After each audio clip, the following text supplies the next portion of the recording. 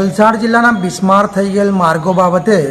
નવસારી જિલ્લા સમસ્ત આદિવાસી સમાજના પ્રમુખ ડૉક્ટર નીરવ પટેલે વલસાડ કલેક્ટર સહિત મુખ્યમંત્રીને લેખિતમાં ફરિયાદ કરી હતી અને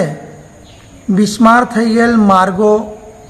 જે કોન્ટ્રાક્ટરે બનાવ્યા છે તેમજ જે અધિકારીના નેજા હેઠળ બનાવવામાં આવ્યા છે તેઓની સામે કડકમાં કડક કાર્યવાહી કરવાની માંગ કરી હતી અને કાર્યવાહી નહીં કરવામાં આવશે તો જન આંદોલન કરવાની ચીમકી પણ આપી હતી, જેને લઈ મુખ્યમંત્રી કાર્યાલય તેમજ કલેક્ટર કચેરીથી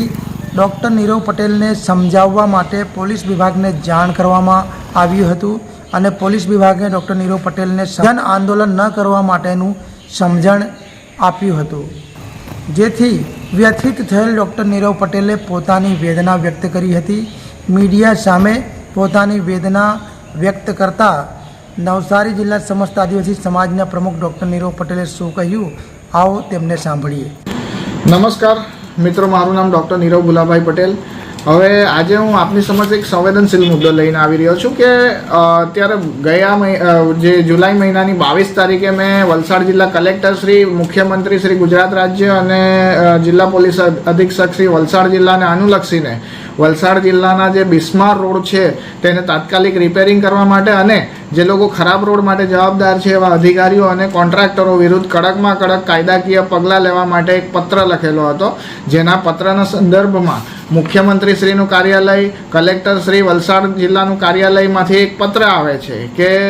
આ પરત્વે યોગ્ય કાર્યવાહી કરજો એવી આરએનબી ડિપાર્ટમેન્ટને લોકો સૂચના આપે છે અને પોલીસ અધિક્ષક શ્રીને સૂચના આપે છે કે ભાઈ અરજદાર શ્રી જન આંદોલન કરવાની ચીમકી ઉચ્ચારેલ છે, જે જન આંદોલન નહીં કરે અરજદાર એના માટે એને જરૂરી સમજણ આપવી। તો મારો આ તમામ અધિકારી અને મુખ્યમંત્રી શ્રીના કાર્યાલયને પ્રશ્ન છે કે ભાઈ જો આ રોડ રસ્તા સારી હાલતમાં બનાવવામાં આવે અને આ જે પ્રજાની મહેનતના પૈસે જે લોકો પગાર લે છે પણ કામ નથી કરતા અને કામ કરવા માટે લાંચ લે છે, જે ગ્રાન્ટમાંથી કટકીઓ કરે છે, એ લોકો વિરુદ્ધ કાર્યવાહી કરી અને એ લોકોને જ સમજણ આપવામાં આવે કે ભાઈ ભ્રષ્ટાચાર કરવું જ ખોટું છે, તો અમારા જેવા સામાન્ય માણસોએ જન આંદોલન કરવાની નોબત જ નથી આવવાની। તો અમારે એ કહેવું છે। અને ઉપરથી એક બીજી વસ્તુ છે કે અત્યારે આપણા સુરત જિલ્લા પોલીસ કમિશનર અનુપમશ્રી ગેહલોતજી કહી રહ્યા છે કે હાઈવે પર ખાડાથી નિર્દોષ નાગરિકનું મૃત્યુ થશે તો હાઈવેના અધિકારીને પ્રથમ આરોપી બનાવવામાં આવશે। વલસાડ જિલ્લા કલેક્ટર કહે છે કે હાઈવે પર અકસ્માત થશે તો અધિકારી વિરુદ્ધ ગુનો નોંધાશે, જ્યારે અમે આ જ માંગણી વલસાડ જિલ્લા પોલીસ અધિક્ષક સમક્ષ કરી તો પોલીસ અધિક્ષક શ્રીનું કહેવું છે કે આ માંગણી આરએનબી વિભાગને લગતી હોય, અમને લાગુ પડતી નથી, આથી તમારે રજૂઆત કરવી હોય તો આરએનબી વિભાગને કરો। તો હવે એક બાજુ કલેક્ટર શ્રી કહી રહ્યા છે કે ગુનો નોંધવામાં આવશે, જ્યારે આ બાજુ અધિક્ષક શ્રીની વાત વિરોધાભાસ જણાય છે। તો શું સામાન્ય નાગરિકોએ કોઈ ફરિયાદ કરવી હોય તો અન્ય કોઈ વિભાગ ઊભો કરવામાં આવેલો છે? કારણ કે મોટર વ્હીકલ એમેન્ડમેન્ટ એક્ટ 2019, ભારતીય દંડ સંહિતા અને ભારતીય નાગરિક સુરક્ષા સંહિતા એમાં સ્પષ્ટપણે જણાવવામાં આવેલું છે કે ખરાબ રોડ રસ્તાના કારણે જો કોઈ નિર્દોષ નાગરિકનો જીવ જશે તો એ દંડનીય અપરાધ છે અને એના માટે કાયદાકીય કાર્યવાહી કરવાની રહેશે અને એ અપરાધ માટે ગુનો નોંધવાનો રહેશે। તો ગુનો નોંધવા માટે કોઈ અન્ય વિભાગ છે કે શું, એ પણ મને પ્રશ્ન થાય છે। તો આ બાબતે પણ તમામને અપીલ છે કે આ વસ્તુ જે છે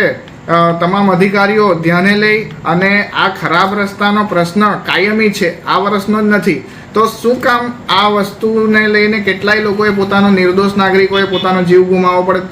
2 વર્ષ પહેલાં સોનવાડામાં ઘટના બનેલી, તેમાં મધર ફાધર અને ડોટરનું મૃત્યુ થયેલું, કાણી સેનાના અધ્યક્ષનું મૃત્યુ થયું, અત્યારે પાર્ટી અને વાપીમાં આશાસ્પદ યુવાન અને યુવતીએ જીવ ગુમાવવો પડ્યો। આવા તો કેટલા કિસ્સાઓ છે અને કેટલાય વાહનોનું નુકસાન થાય છે। આજે જ જ્યારે અમારી દીકરીને મૂકવા માટે વલસાડ જતા હતા મારા પત્ની, તો એની આંખ સામે એક યુવક ખાડામાં પડ્યો અને એને ઈજા થઈ। આ તો સદભાગ્ય એને મોટી ઈજા નહીં થવાથી બચી ગયો, પણ આવા તો કેટલા નાગરિકો પોતાનો જીવ જોખમમાં મૂકીને ઘરે આવજાવ કરતા હોય છે, કારણ કે દરેક સામાન્ય માણસોએ પોતાની જિંદગીનો ગુજારો ચલાવવા માટે રોજ આવજાવ તો કરવું જ પડતું હોય છે, ન છૂટકે। તો આવી પરિસ્થિતિમાં જીવ જોખમમાં મૂકવાવાળા જે ભ્રષ્ટ અધિકારીઓ છે આરએનબી વિભાગના, એ લોકો વિરુદ્ધ કડકમાં કડક કાયદાકીય કાર્યવાહી કરવામાં આવે એવી જ અમારી માંગ છે। અને કલેક્ટર શ્રી આપ જે છે વાત કરી છે કે હાઈવે પર અકસ્માતો થશે તો અધિકારી વિરુદ્ધ ગુનો દાખલ થશે, તો એ માત્ર ચીમકી પૂરતું જ સીમિત નહીં રાખો. એકવાર ઉદાહરણીય રૂપ પગલાં લો તો ભવિષ્યમાં બીજા કોઈ પણ આવા જે તોડબાજ કટકીબાજો અધિકારીઓ છે, કોન્ટ્રાક્ટરો છે, તે લોકો ભવિષ્યમાં ખોટું કામ કરવાની હિંમત નહીં કરે. કહેવું તો ઘણું બધું છે, પરંતુ 100 में से 99 બેઈમાન ફિર ભી મેરા ભારત મહાન, એ સૂત્ર આપણે હવે સાર્થક થતું અટકાવવાનું છે. ભારત એક મહાન દેશ છે તો એને મહાન જ રહેવા દઈએ. આ ભ્રષ્ટાચારીઓને કારણે આપણા દેશની ગરિમા જે ઝંખવાય છે, તો એ લોકો વિરુદ્ધ કડકમાં કડક કાર્યવાહી થાય એવી અમારી માંગ સાથે હું મારું વક્તવ્ય વિરમું છું. જય ભારત, વંદે માતરમ, જોહાર.